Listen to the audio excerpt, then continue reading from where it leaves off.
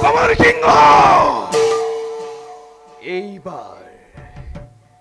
এইবাৰ তুমি সাবধানে দাসত্বৰি শিকলি পিন্ধি বহুদিন কৰিলো সহ্য আৰু কিন্তু নহবতো নাই এইবাৰ দাসত্বৰি শিকলি ছিঙি নেতৃত্ব সিংহ হৈ গৰজি উঠিছে এইবাৰ তোমাক চলে বলে কিম্বা বুদ্ধি কৌশলেৰে প্ৰধান সেনাপতিৰ পদৰ পৰা পদচ্যুত কৰি মই হম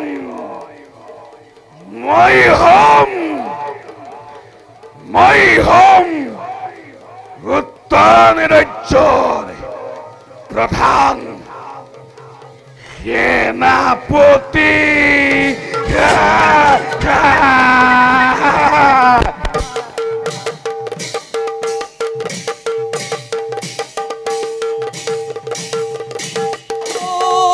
হরি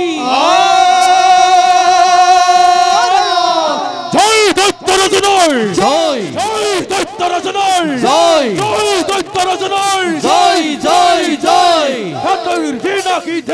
দেই দিদি দেই দস্তস্তও দিনাকি দেই দিদি দেই দস্তস্তও দিনা দেই দাদিনো দিদি তাকি দিদি দিনা দেই ওয়ারে প্রবেশ ভারি মাঝে জয় খরে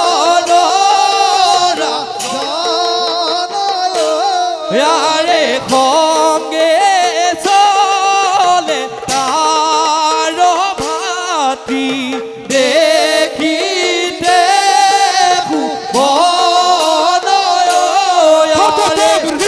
দিনাকি দেই দিদি দেই দস্তস্তও দিনাকি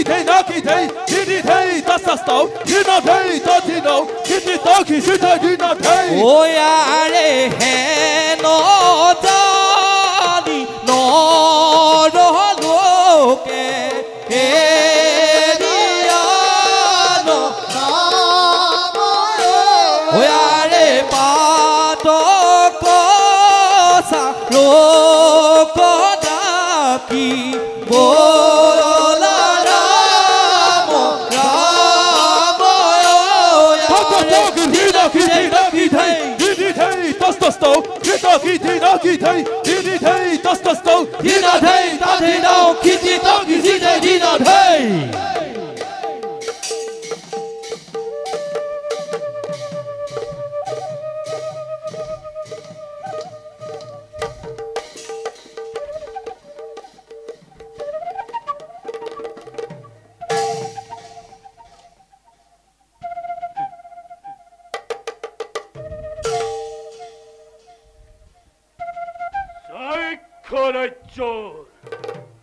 একশত্রী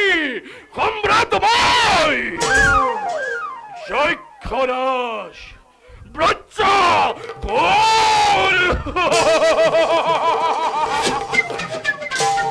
আৰু তুমি আৰু মই এই বিশ্বত দাসৰ সৃষ্টিকৰ্তা তব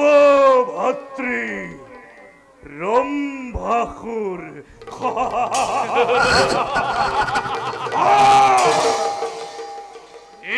ভক্তি ৰম্ভাসুৰ সাক্ষাৎ সন্তান আমি জগত বিদিত স্বৰ্গ মধ্য আকাশী কপিব লাগিছে ভক্তি আজি আমাৰ এই নব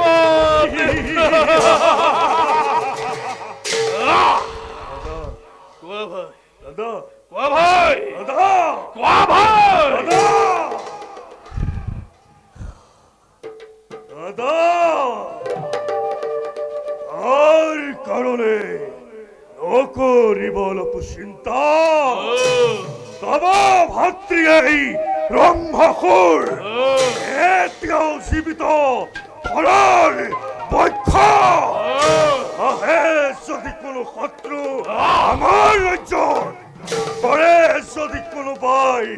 বিদ্ৰোহ আচৰণ তাকেই কঠোৰ হাতেৰে মই কৰিম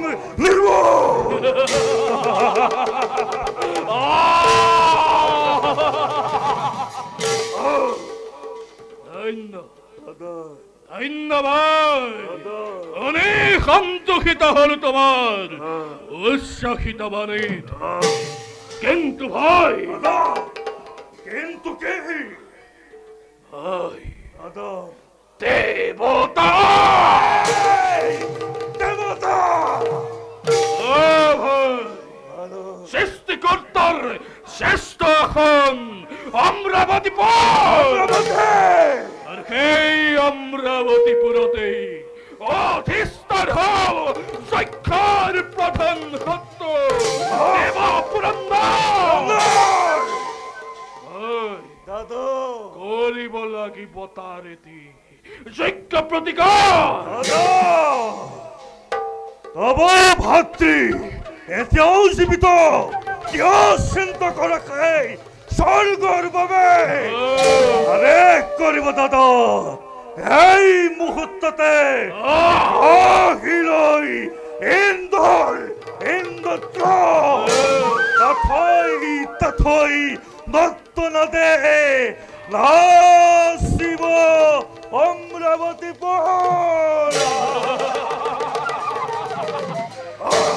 আৰু এই বিজয়ী নিশানৰ লহৰে লহৰে তন্দাত নৃত্য কৰিব জীয়াই ব্ৰজাসুৰে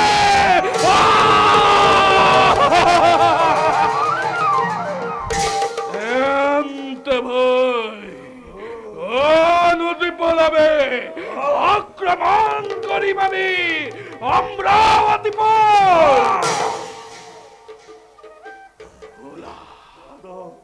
ভোলা ভাই যাও যাও আমি প্রশিক্ষিত করুঙ্গই যক্ষ সেনাকে ভীষণ সমরার বাবে দেবতা দেবতা দেবতা দেব পুরন্দর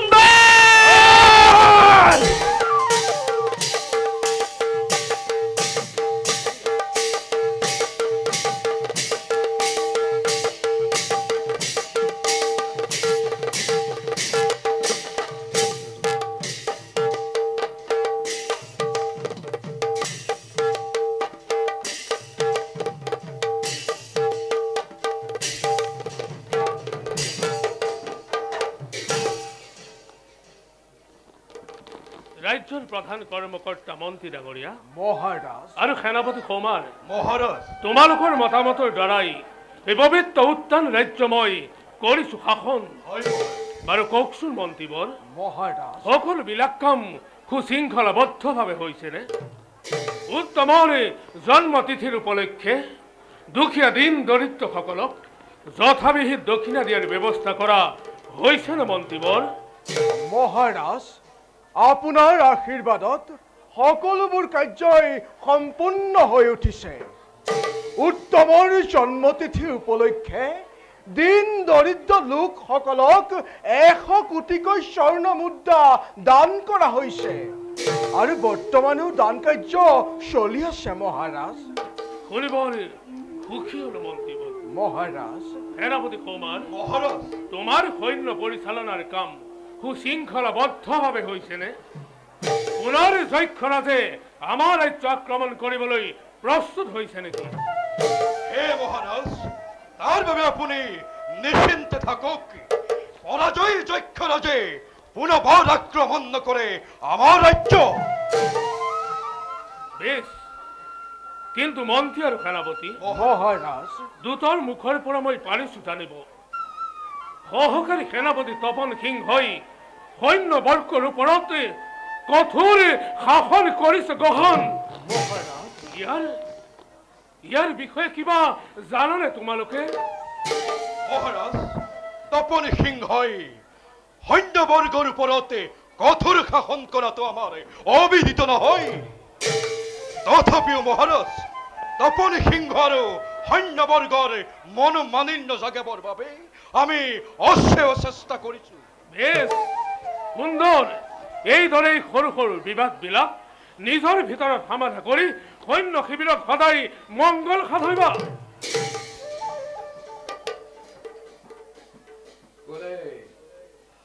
কোনে মহাৰাজ সৈন্য শিবিৰৰ মংগল সাধন কৰিব সেনাপতি কুমাৰ নে তপন সিংহই আপুনি যাৰ ওপৰত প্ৰধান সৈন্যৰ পৰিচালনাৰ ভাৰ অৰ্পণ কৰিছে ভাবিছে নেকি মহাৰাজ তেওঁৰ দ্বাৰাই সেই কাৰ্য সম্পন্ন হ'ব তপন সিংহ এয়া তোমাৰ কেনে ব্যৱহাৰ ৰজাৰ বিনা অনুমতিতে ৰাজসভাত প্ৰৱেশ কৰি কি উদ্দেশ্যত মোক দোষাৰোপ কৰিছা তুমি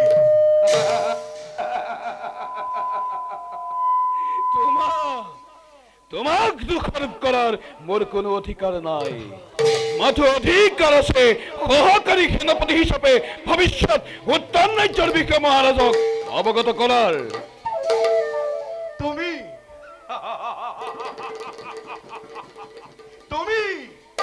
তুমি এই উত্তৰ ৰাজ্যৰ ভাগ্য চক্ৰ গণনা কৰিবা তপন সিংহ তুমি এই জগতৰ হত্যাকৰ্তা নেকি এই উত্তৰ ৰাজ্যৰ ভাগ্য চক্ৰ গণনা কৰি মহাৰাজক সুখী কৰিবা ৰবা সমাজ তপন সিংহ কি হ'ব ভৱিষ্যত ভাগ্য চক্ৰই উত্তৰ ৰাজ্যৰ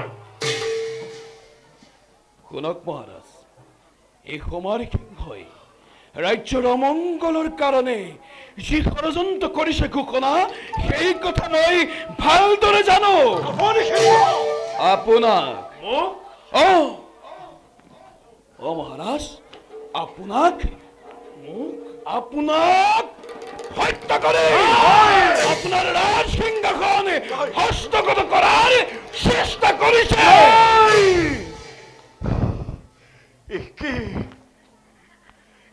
তপন সিংহ ইমান অন্যায় ইমান অসত্য সংবাদ প্ৰচাৰ কৰিছা তুমি মহাৰাজৰ সন্মুখত শুনা তপন এই জগতত যদি ধৰ্ম আছে এই জগতত যদি পুণ্য আছে তেন্তে সমৰ সিংহ কেতিয়াও অসত্য নহয় এনে অসত্য সংবাদ প্ৰচাৰ কৰা তুমি এদিন নহয় এদিন নৰকী যন্ত্ৰণা ভোগ কৰিবা এদিন নহয় এদিন তুমি নৰকী যন্ত্ৰণা ভোগ কৰিবা মহাৰাজ আপুনি বাৰু বিশ্বাস কৰিছেনে উপযুক্ত প্ৰমাণ দিব পাৰিবা তপন পাৰিবা মহাৰাজ নিশ্চয় পাৰিম চাওক মহাৰাজ সৰুৰণে এইফালে আহিব লাগিছে তেওঁক সুধিলে আপুনি সকলোবোৰ গম পাব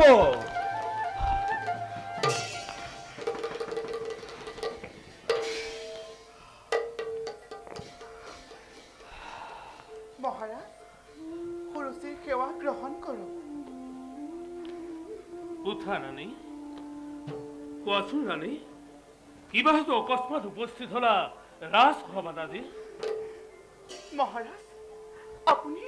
আপুনি দয়াময় বিসৰ্জন দিয়ক ৰাণী আপুনি ৰাজদণ্ড হাতত লওক ৰাণী অপৰাধীসকলক উচিত শাস্তি দিবৰ বাবে সাজু উত্তেজিত নহ'ব ৰাণী আৰু মোকো নকৰিবা উত্তেজিত কোৱা কাক মই দণ্ড দিব লাগে? মহাৰাজ আপুনি আপুনি এই সৌমাৰক ৰাজ্যৰ প্ৰধান সেনাপতি বুলি বিশ্বাস কৰে নহয় জানো? হয় হয় ৰাণী, কিন্তু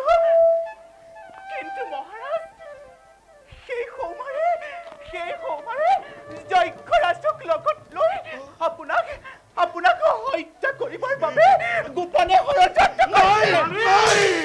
নাই মহাৰাণী নাই।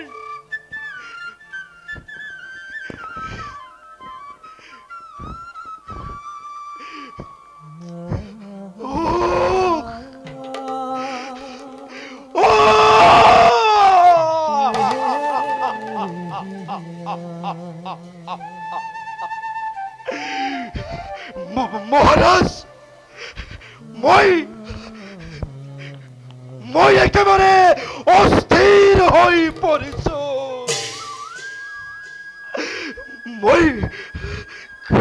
মই স্থিৰে থাকিব পৰা নাই। মোৰ ওপৰত এই অভিযোগ এক বিন্দু যদি সত্য হলহেঁতেন,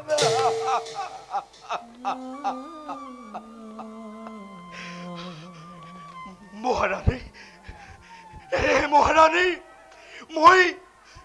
মইতো আপোনাক সদায় মাতৃ জ্ঞান কৰি আহিছো। তথাপিতো কিয় আজি মোক এনে মহা অভিযোগ দিছে? কিয়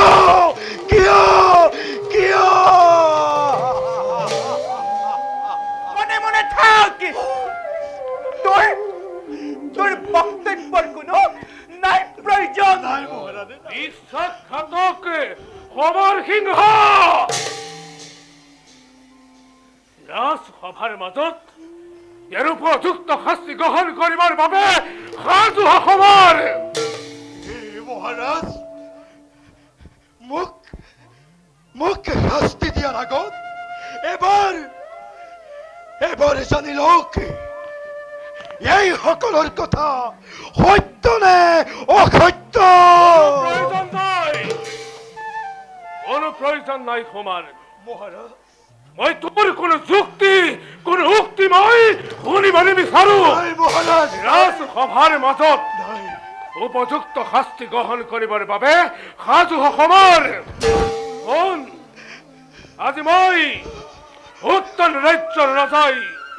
ৰাজসভাৰ মাজত কৰিলো ঘোষণা। মহাৰাজ আজি হন্তে মই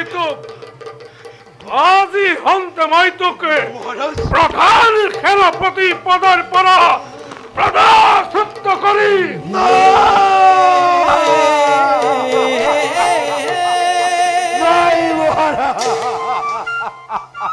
সহকাৰী সেনাপতি পদত কৰিলো নিয়োগ। আজি হন্তেই উত্তৰ ৰাজ্যৰ প্ৰধান সেনাপতি হব তপন সিংহ।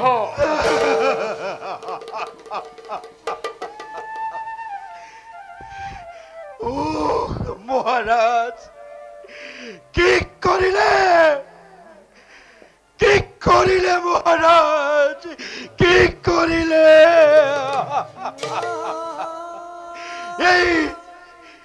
এই বিশাল উত্তান রাজ্য কিয় ঠেলি দিলে অন্ধকারের মাজলৈ। মহারাজ মোক সহ্য বিভূতি একোৱেই নালাগে মোক উত্তান ৰাজ্যৰ সেনাপতিৰ পদ। কিন্তু মহাৰাজ এবাৰ ভাবি চাওক, যে সমৰ সিংহই দিনে ৰাতিয়ে শত্ৰুৰ লগত সংগ্ৰাম কৰি এই উত্তান ৰাজ্যৰ মান মৰ্যাদা অক্ষুণ্ণ ৰাখিছিল, সেই সমৰ সিংহক আজি ৰাজ্যৰ পৰা বাহিৰ কৰি দিছে। কিন্তু হে মহাৰাজ, মনত ৰাখিব, ইয়াৰ পৰিণাম হ'ব অতি ভয়ংকৰ। মনত ৰাখিব মহাৰাজ, ধৰ্মৰ সদায় জয়, ধৰ্মৰ সদায় জয়, ধৰ্মৰ সদায় জয়, জয়, জয়, জয়।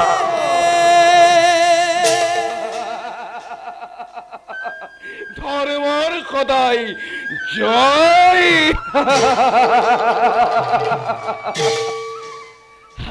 মহাৰাজ, ভৱিষ্যত বিচাৰৰ বাবে সাজু হওক। ভবিষ্যৎ বিচাৰ? ভবিষ্যতে আকৌ কিহৰ বিচাৰ ৰাণী? মহাৰাজ, বৰাণী শোণিতীৰ কুমন্ত্ৰণাতে মোৰ ৰাজ্যৰ সকলোৰে ঘৃণাৰ চকুৰে চাই। ৰাণী, সেইবাবে আপুনি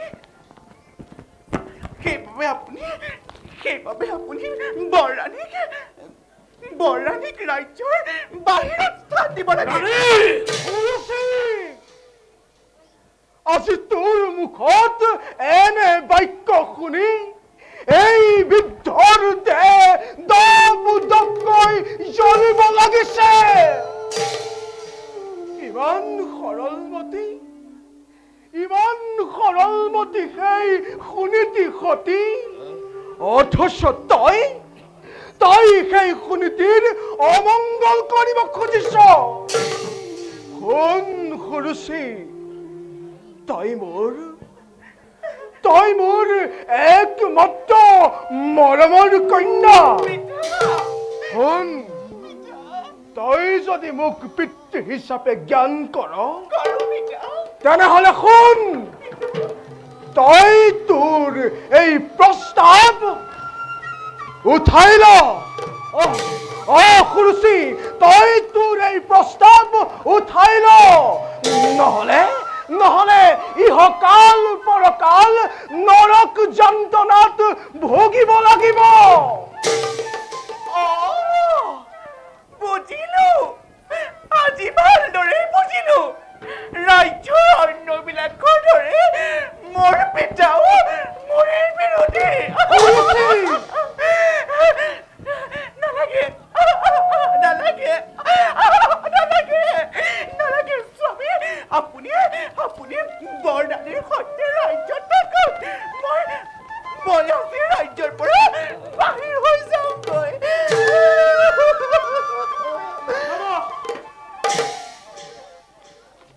নাযাবা ৰাণী,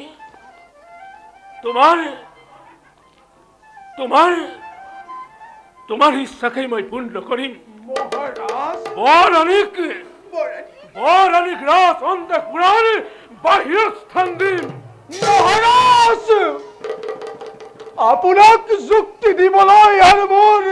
একো নাই মহাৰাজ। কিন্তু মহাৰাজ, এটি কথা আপুনি ৰাখিব মনত। আজি সমান সিংহক পদচ্যুত কৰাৰ কাৰণে আৰু সুনীতিক ৰাজ অন্তঃপুৰৰ পৰা বাহিৰ কৰি দিয়াৰ কাৰণে এই ৰাজ্যত এদিন বিদ্ৰোহৰ অগ্নি দপদপকৈ জ্বলি উঠিব। মহাৰাজ, দপদপকৈ জ্বলি উঠিব।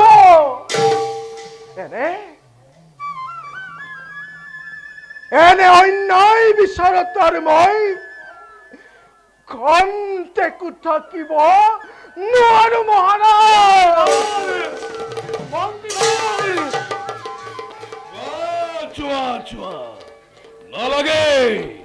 নালাগে থাকিব এই অন্যায় বিচাৰ।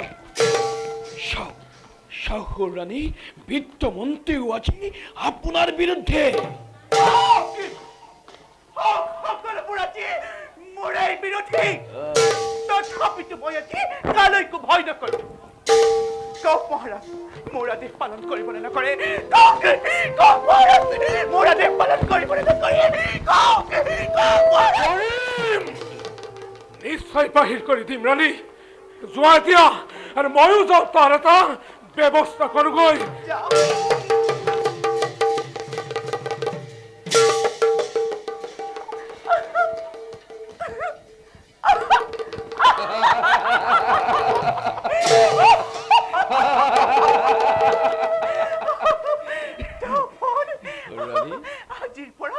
আজিৰ পৰা তুমি আজি অন্তে মই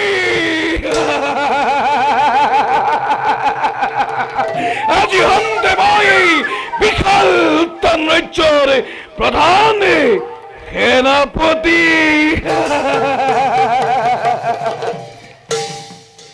আৰু আপুনি মই আজিৰ পৰা মই এই ৰাজ্যৰ ৰাজেশ্বৰী ৰাজেশ্বৰী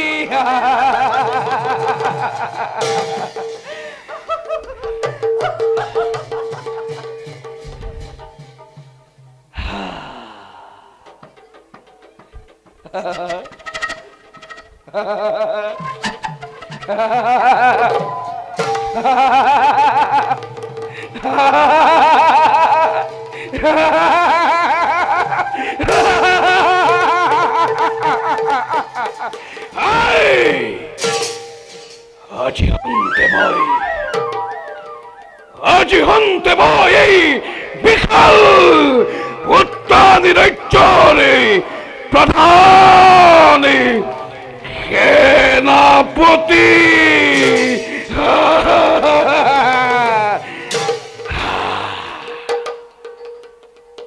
আর চন্দ্রপ্রভা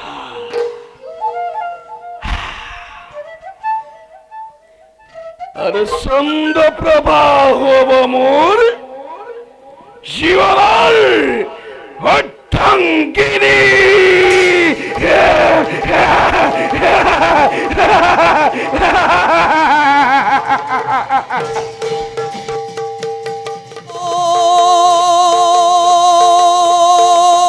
হরি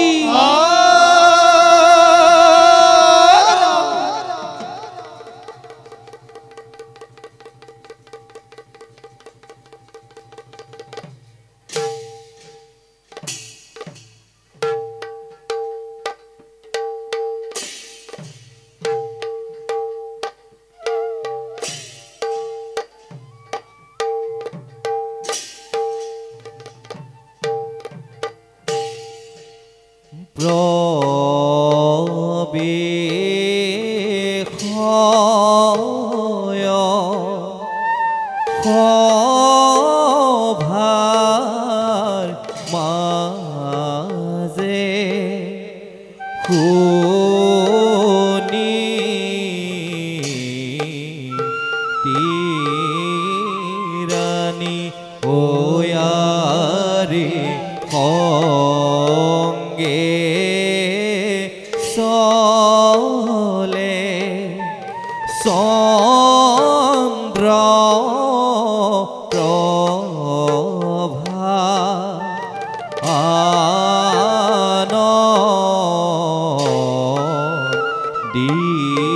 আনন্দিততি ওয়ারে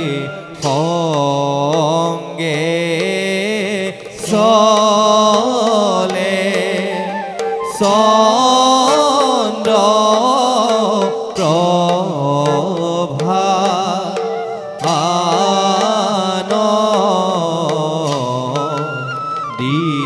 আনন্দিততি ওয়ারে এহি মতে পাইলা গোয়া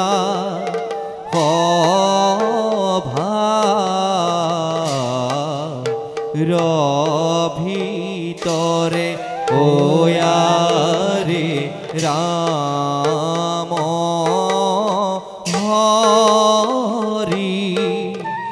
রাম হরি বোলা হরবজনে ওয়ারে রাম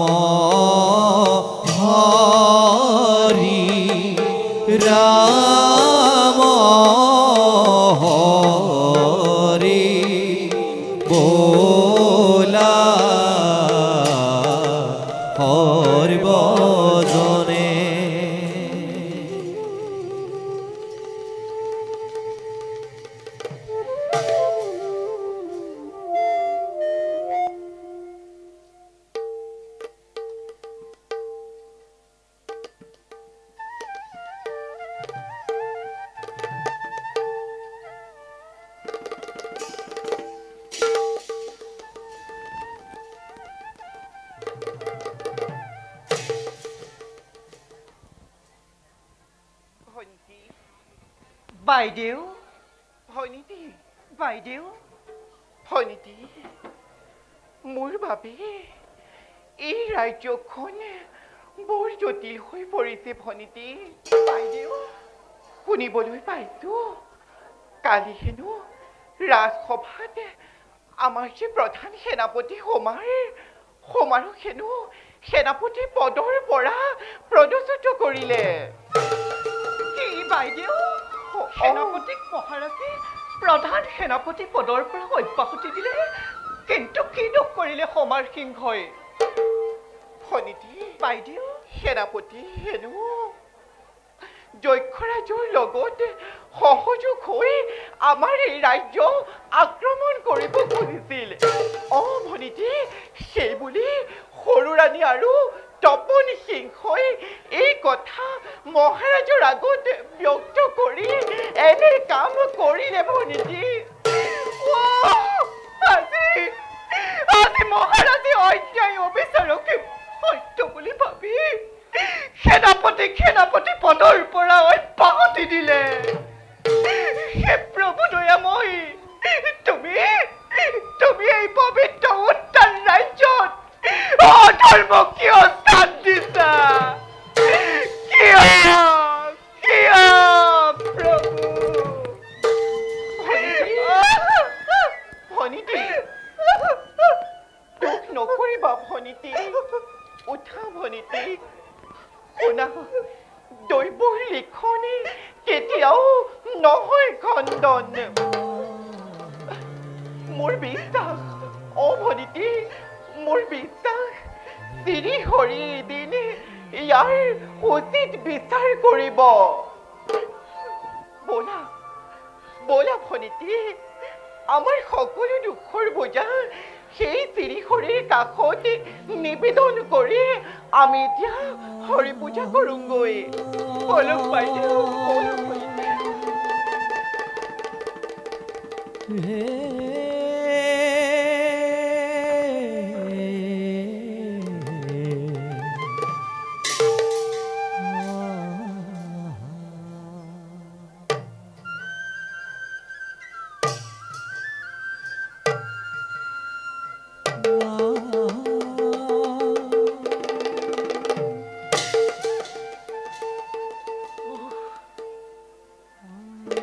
আজি যাক মই এই ৰাজ্যৰ পৰা বাহিৰ কৰি দিবলৈ আহিছো সি যে কিমান সুন্দৰ কৰ্তব্যগ্ৰামী নাই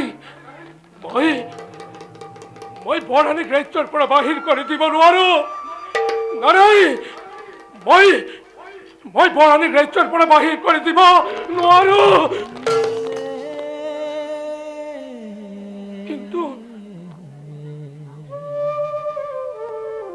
কিন্তু অন্য হাতে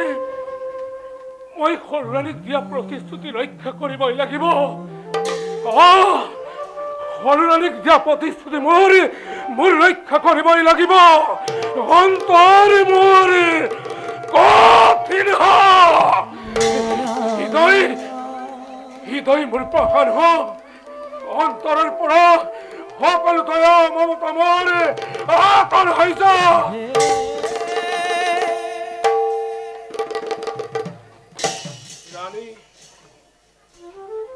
ৰানী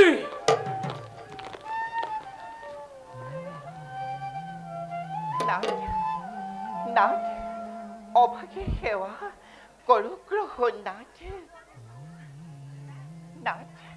মই হৰি পূজাত ব্যস্ত আছিলো কওক নাথ কিয়বা যে আপুনি আহিলে এই পূজাস্থলীলৈ রানী আজি মই তোমাৰ স্বামী উত্তৰ নহয় নাথ আজি মই তোমাৰ শত্ৰু নাথ এইবোৰ আপুনি কি কৈছে নাথ ৰানী আজি মই তোমাৰ শত্ৰু ইখন ৰাক্ষস হিচাপে আজি মই তোমাক ধ্বংস কৰিবলৈ আহিছো নাথ আপোনাৰ নাথ আজি হৈছে কিয় আৰু আপুনি নাথ এইবিলাক কি কৈছে মই একো বুজিব পৰা নাই নাথ আপোনাৰ পত্নী হিচাপে মই যদি আপোনাৰ চৰণতে কিবা অপৰাধ কৰিছো নাথ মোৰ সকলো দুখ ক্ষমা কৰিব নাথ ক্ষমা কৰিব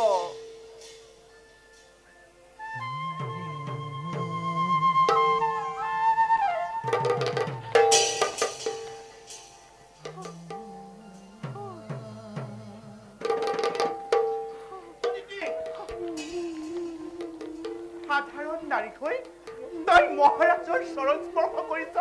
তোৰ কিমান গৰ্ব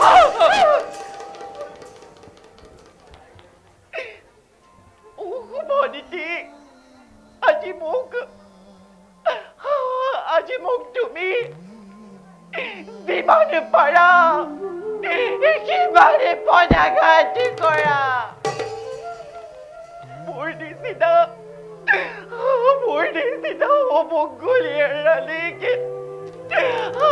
আজি তুমি পদাঘাত কৰি আনন্দ উপভোগ কৰা মোৰ বাবে আজি পদাঘাতে অমূল্য পুৰস্কাৰ মোক যিমানে পাৰা সিমানে কৰা পদাঘাত তোৰ হত্যা অপৰাধীও মোৰ অন্তন গলাব নোৱাৰে ৰজাৰ আদেশ পালন কৰি গুচি যা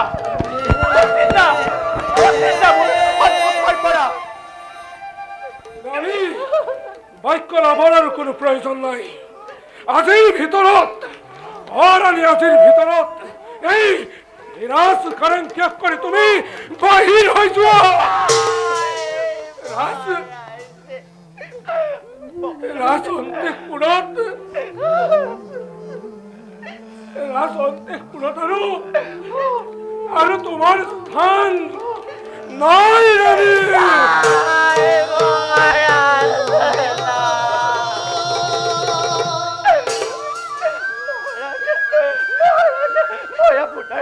মই আপোনাৰ চৰণত ধৰিছো মহাৰাজ মোক ৰাজ্যৰ পৰা বহিষ্কাৰ নকৰিব মহাৰাজ মহাৰাজ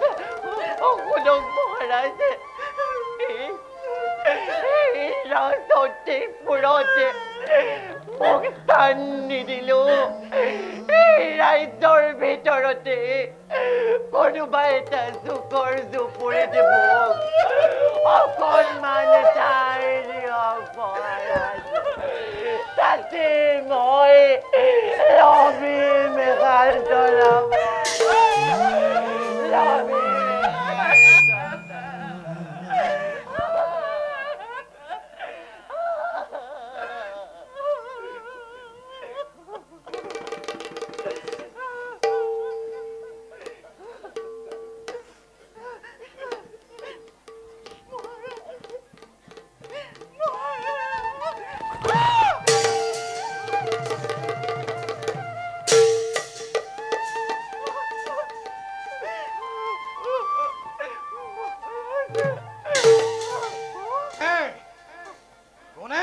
শাস্তি কৰিব নিৰ্ণয় এই সৌমাৰ সিংহ জীয়াই থাকোঁতে কোনেও বৰৰাণীক শাস্তি প্ৰদান কৰিব নোৱাৰে বিশ্বাসঘাতক সৌমাৰ সিংহ এই বিশ্বাসঘাতক কৰাৰ বাবে তোক এদিন সেনাপতি পদৰ পৰা বহিষ্কাৰ কৰিছিল এতিয়া পুনৰ আহি এই স্থানত তোৰ অতংকাৰ যা দেউতাৰ সমাজত তোৰ নাই প্ৰয়োজন বাহিৰ হৈ যা মোৰ সন্মুখৰ পৰা শুনা ৰাণী আজি মই মহাৰাজক সতৰ্ক কৰিবৰ বাবে ৰজাৰ আদেশ অনুসৰি অহা নাই এই ৰাজসভাৰ মাজলৈ তোমাৰ দৰে মই ৰাজত্বহীন ভগ্নীত্বহীন দেশত্বহীন নহয় ইচ্ছা কৰিলে ইচ্ছা কৰিলে এক মুহূৰ্ততে সকলো সাক্ষাৎ কৰি দিব পাৰোঁ কিন্তু মই মহাৰাজৰ আজ্ঞাবাহী ভিত্ত বৰাণী তুমি আৰু চিন্তা নকৰিবা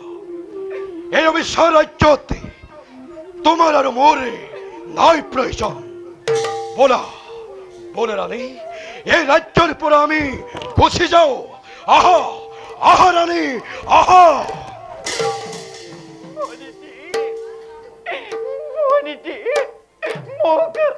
মোক ৰাজ্যৰ পৰা পৰিষ্কাৰ নকৰিবা বনিতি মই তোমাৰ চৰণত ধৰিছো বনিতি মই তোমাৰ চৰণত ধৰিছো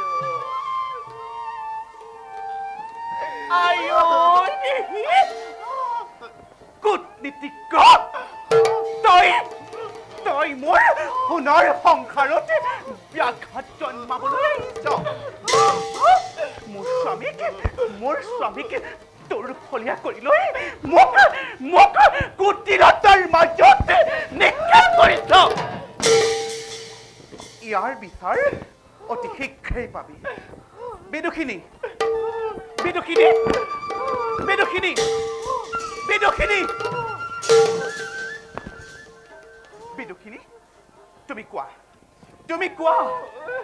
এই মোৰ বিৰুদ্ধে কি ষড়যন্ত্ৰ কৰিছিল পৰিয়ালৰ চকু পানীত পতিয়ন নাযাবা সৰু ৰাণী নাযাওঁ ৰাজ অলংকাৰৰ সহিতে সকলো বস্ত্ৰ খুলি লোৱা এই কুলক্ষণীৰ চোৱা শুভ কাৰ্যত কিয় ব্যাঘাত জন্মাইছা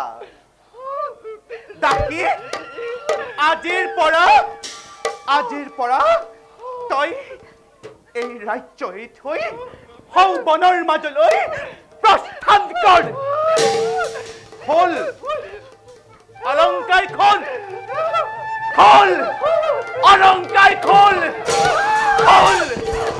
অলংকাৰ খোল বিদুষিনী এই মুহূৰ্ততে এই দাসীৰ সকলো অলংকাৰ হস্তগত কৰা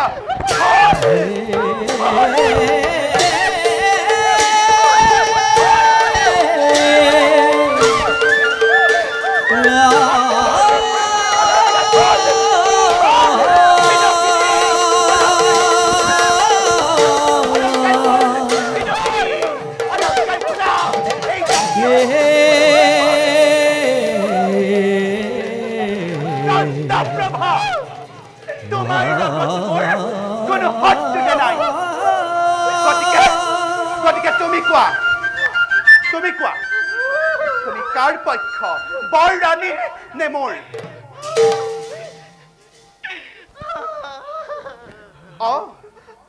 তই ষড়যন্ত্ৰকাৰী খোলা বিদুষিনী সকলো বস্ত্ৰ অলংকাৰ খুলি থোৱা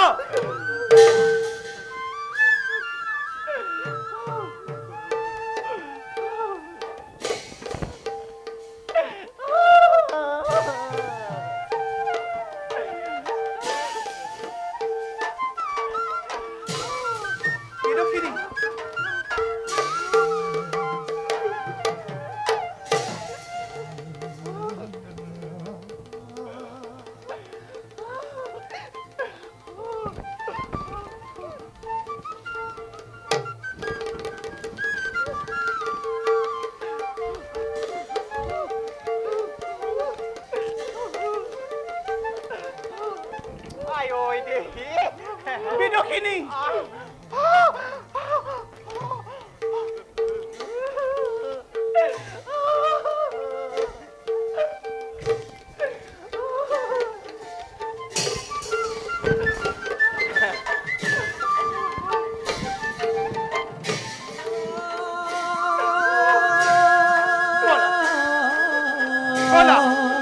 আমাৰ সকলোবোৰ কাৰ্য সিদ্ধি হ'ল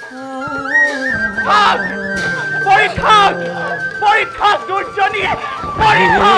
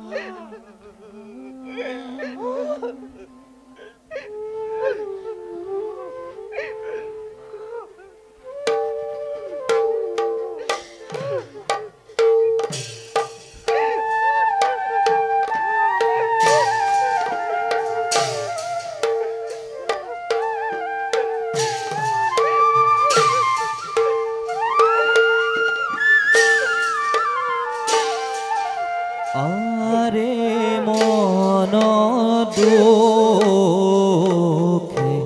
চলি যায় শুনিতি সুন্দৰী আৰে দেখা দেখা কৰিব জন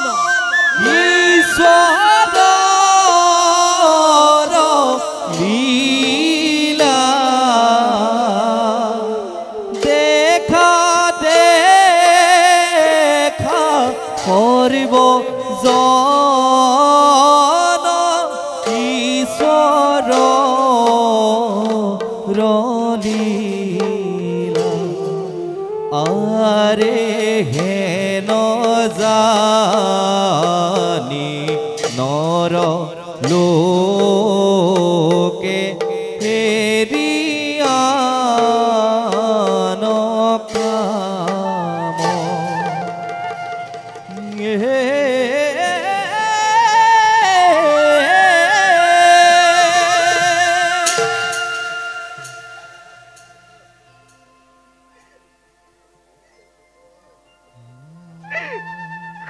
কাম তুমি মোৰ কপালত ইয়াকে লিখিলা দে চাপই অন্তৰ ভৰি ভাল পাইছিলো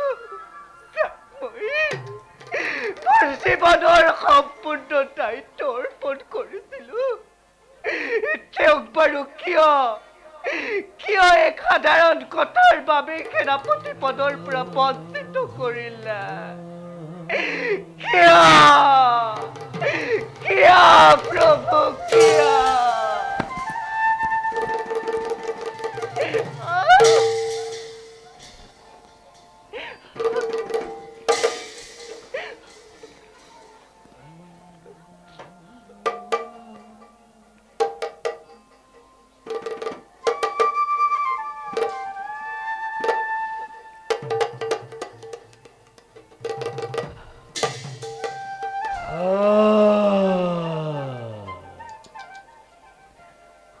সঁচাকৈ অপূৰ্ব চন্দ্ৰপ্ৰভা সুন্দৰী সৰগৰ অপেশ্বৰী যেন হাইলাক গোসানী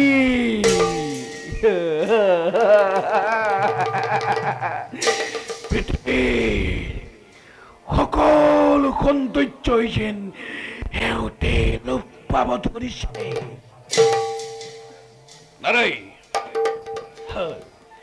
নাই আৰু মই সহ্য কৰিব নোৱাৰো কিছুদূৰ আগবাঢ়ি গৈ মই মোৰ প্ৰস্তাৱ কৰো নিবেদন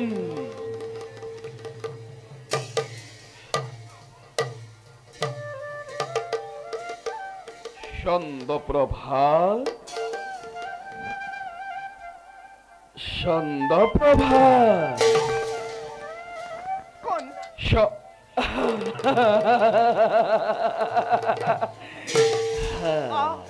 সেনাপতি ডাঙৰীয়া কিয় আহিলে আপুনি এই নিৰ্জন কক্ষলৈ কোৱা কিবা আছে প্ৰয়োজন আছে চন্দ্ৰপ্ৰভা আজি চন্দ্ৰপ্ৰভাৰ মোৰ হৈছে প্ৰয়োজন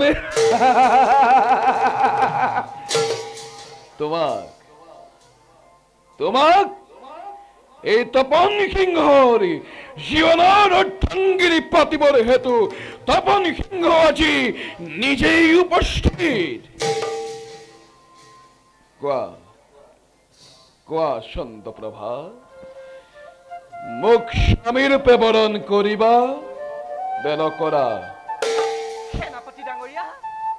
তোমাক মই নিজৰ দাদাৰ দৰে জ্ঞান কৰো দাদা হৈ ভগ্নীৰ ওচৰত প্ৰেম নিবেদন চেচি অতিকে অশুভনীয়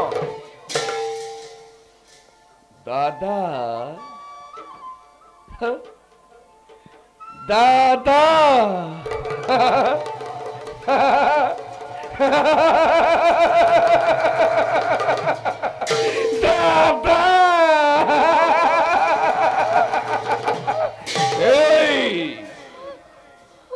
নুহে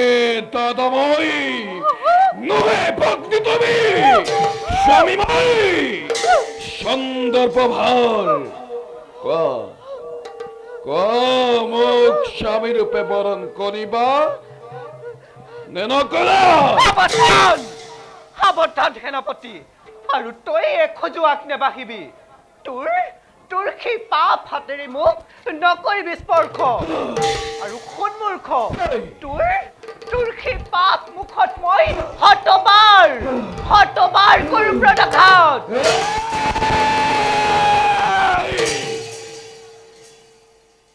দাম্ভিক ৰমণী, তোৰ তো অহংকাৰ, চাও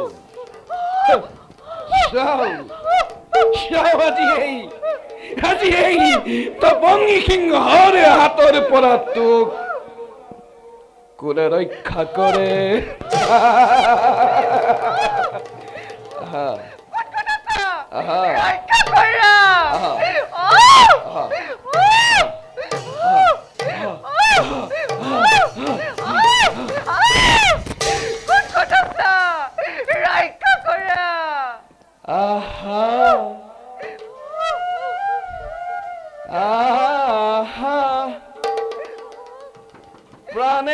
প্রাণেশ্বরী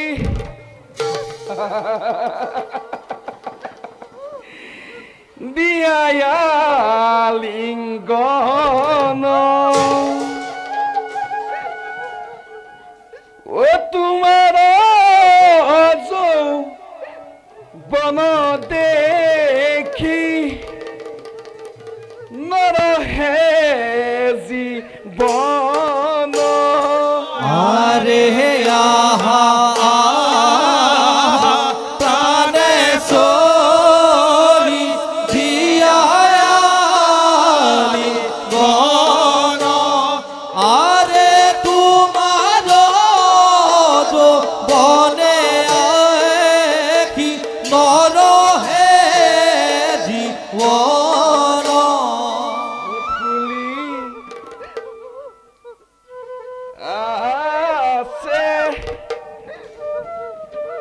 শ্রেণী সম্পা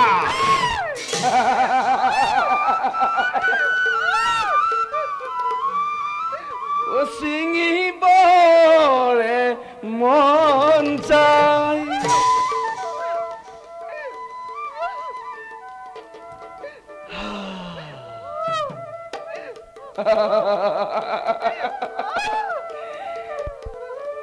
ও তোমার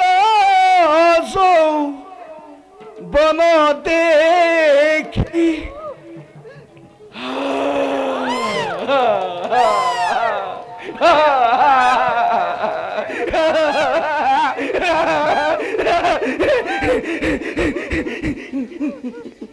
ধরিবরে মন যায়। আরে আহা আহা প্রাণেশ্বরী দিয়ালি গণ, আরে তোমার বন দেখি নরহে জীবন। সৌন্দৰ্যৰে ৰাণী কৰিব লাগিব তোমাক মোৰে অৰ্ধাংগিনী। দেখক জগতে বুজক বিশ্বই এই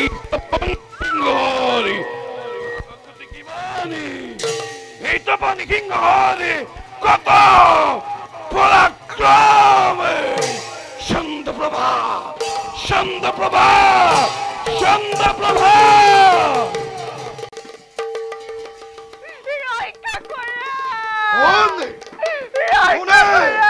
কোনে ৰমণীকে কৰিছে অত্যাচাৰ? ভয় নাই ৰমণী, তোমাৰ ৰক্ষাৰ বাবে সৌমাৰ সিংহ যাব তোমাৰ কাষলৈ।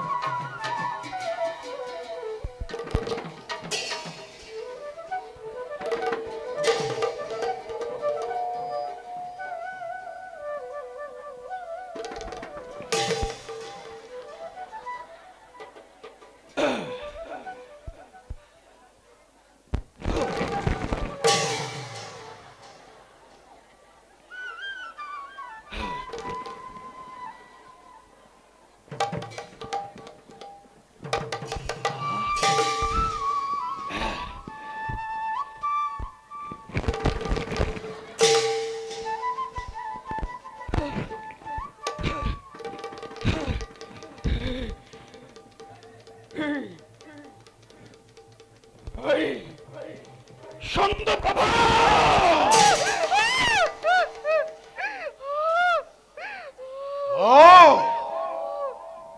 তপন সিংহ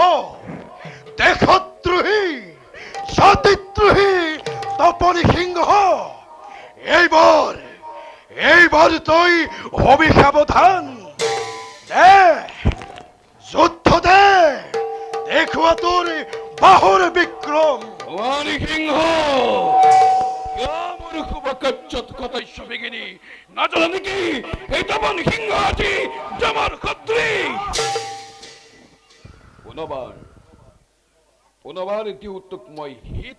উপদেশ আঁতৰি যা নতু ঘটিব আজি মহা অথন্তৰ বেশ তপন সিংহ অস্তে অস্তে কৰ আলিঙ্গন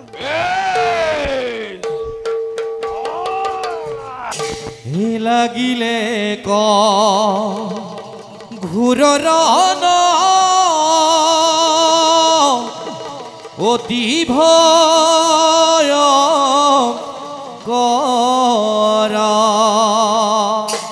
দিদি ধাই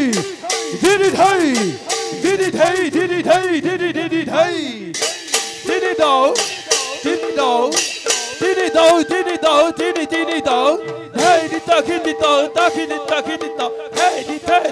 thai zin thak thai লাগিলে ক ঘোৰৰ অতি ভয়ংকৰ লাগিলে ক ঘোৰৰ অতি ভয়ংকৰ পদ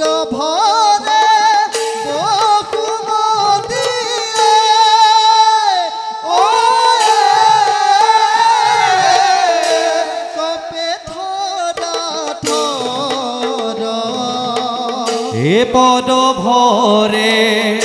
বহুমতি কপে থৰ থৰ দিদি ধাই দিদি ধাই দিদি ধাই দিদি ধাই দিদি দিদি ধাই দিদি দাও দিদি দাও দিদি দাও দিদি দাও দিদি দিদি দাও hey di ta khini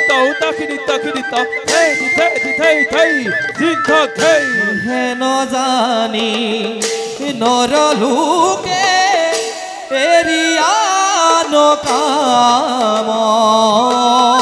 হেনো জানি নৰলোকে এৰিয়া নকাম পাতক পাতক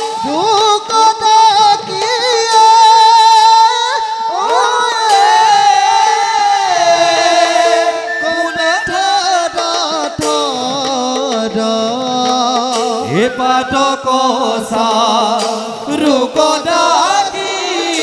বুলা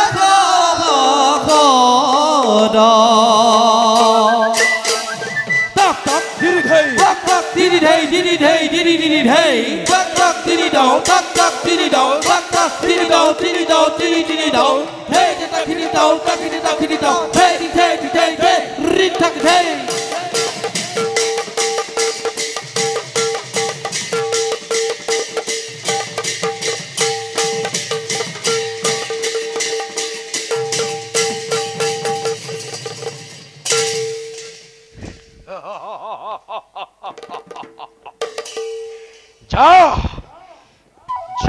মূৰ্খ এই শক্তিকে লৈ যুদ্ধ কৰা তই এই হোমাৰ সিংহৰ লগত এই শক্তিকে লৈ নাৰীৰ ওপৰত কৰিছ তই অত্যাচাৰ ভীষণ আৰু এই শক্তিকে লৈ উত্তান ৰাজ্যৰ প্ৰধান সেনাপতি হৈছিলি সাক্ষাতে দেখিলে তপন সিংহৰ কেনে অত্যাচাৰ তপন সিংহ আৰু সৰু ৰাণী মিলি আপোনাক ভৱিষ্যত অন্যায় কৰিব মোৰ বৰ ভয় লাগিছে নাথ মোৰ বৰ ভয় লাগিছে শুনা চন্দ্ৰপ্ৰভা তুমি মোৰ বাবে নকৰিবা অলপ চিন্তা ৰাজলক্ষ্মী সুনীতি ৰাণী ৰাজ্যৰ বাহিৰে হৌ ভগ্ন কুটিৰত কৰিছে বসবাস। ব'লা আমিও যাওঁ হৌ ভগ্ন পূজালৈ। বলক নাথ।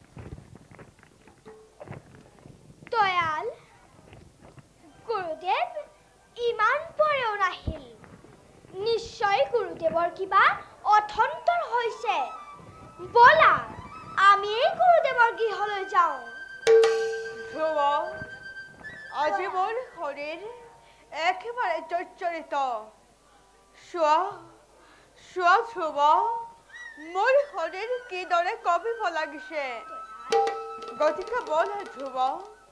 তোমাৰ মাতৃৰ ওচৰত অন্ন ভক্ষণ কৰি তাৰ পিছত যাত্ৰা কৰিম গুৰুদেৱৰ গৃহলৈ। ব'লা দয়াল।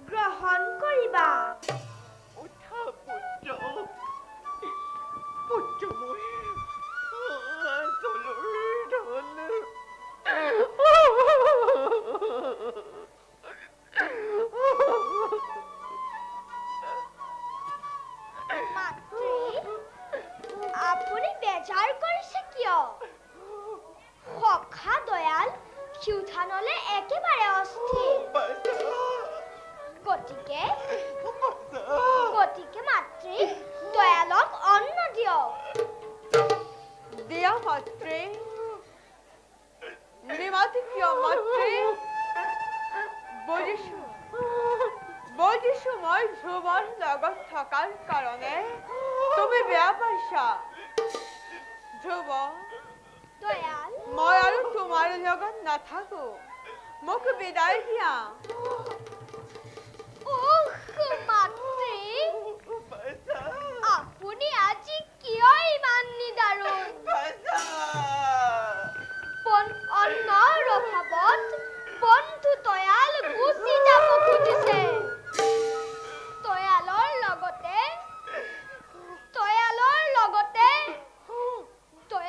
লগতে আজি ময়ো গুচি যাম অজান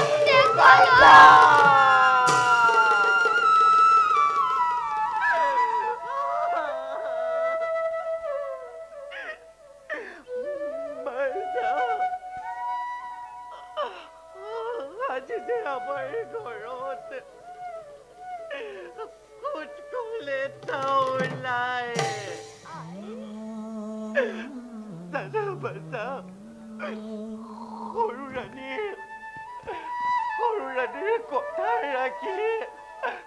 মহারাজে আমাকে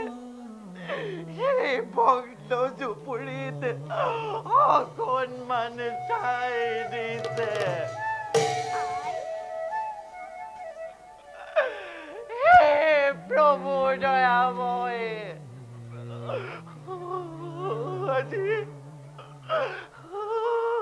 আজি মোৰ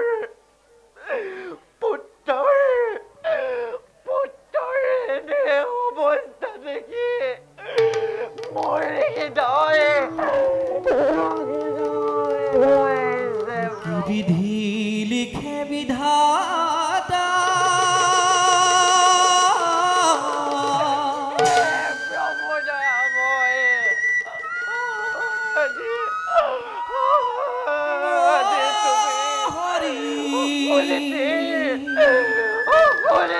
আজি কপালতে প্রভু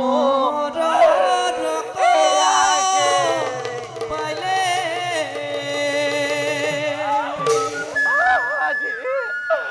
আজি খুলিতির কপালত ইয়াকে লিখিলাম প্রভু ইয়াকে লিখিলাম প্রভু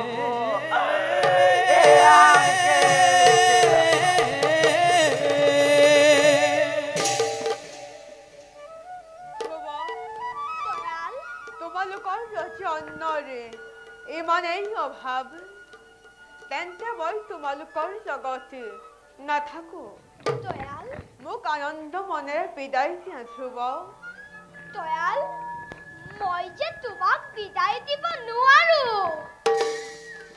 ইচ্ছা হৈছে যদি তুমি নিজেই গুচি যোৱা তেন্তে মই আহিলো দয়াল যোৱাৰ আগতে এবাৰ দয়াল হৰি বুলি তুই উচ্চাৰণ কৰিবলৈ বৰ মন গৈছে তুমি যদি ক্ষুধানলত অত্যন্ত অধীৰ তেন্তে তুমি যোৱা ময়ে দয়াল হৰিৰ গীত গাম তোমাৰ যি ইচ্ছা ভাই এতিয়া মই আহিলো